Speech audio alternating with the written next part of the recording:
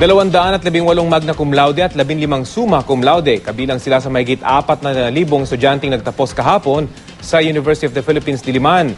Sa gitna ng graduation ceremony, ilang aktivista ang nagkilos protesta. Balitang hatid ni Bam Alegre.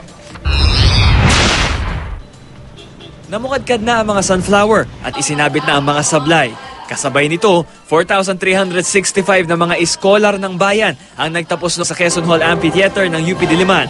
Sa ika-102 taon ng pagtatapos sa Universidad ng Pilipinas, nagkaroon ng 813 na cum laude, 280 na magna cum laude at 15 na summa cum laude.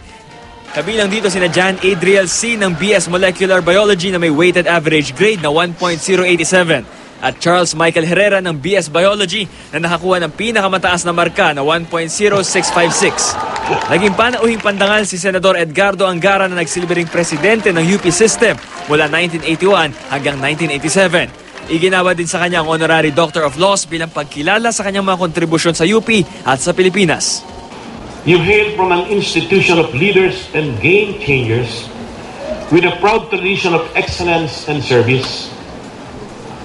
You must be nothing less, achieve nothing less. Bago matapos ang programa, ilang aktivista ang nagsagawa ng lightning rally. Kabilang sa tinalakay nila sa kilos protesta, ang pagkamatay ni UP Manila freshman Cristel Tejada at ang pagtaas ng tuition sa UP. May mga kritisismo rin sila para kay Senador Angara pero pinatayan na sila ng mikropono para sa pag-awit ng himnong UP naming mahal. Magandang pagkakataon ho ba yung graduation para ipahayag itong mga ganitong salubin? Oo, sa loob ng mga 10 taon na ako sa UP, sa loob ng 10 taon, laging may ganito. Hindi mo mapipigilan itong graduates na to na mamanata na paglilingkuran ng sambayanan. Kung walang rallying ganon, di parang hindi UP graduation. Bam Alegre, GMA News.